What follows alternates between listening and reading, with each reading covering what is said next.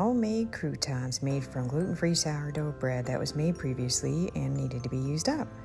I cut the bread into 1-inch cubes, sprayed olive oil, so therefore the seasoning that I made from the harvest of dried parsley, garlic, peppercorn blend, and Himalayan salt. I sprinkle that on. You can use any seasoning you like. I highly suggest using Italian herb from your garden as well.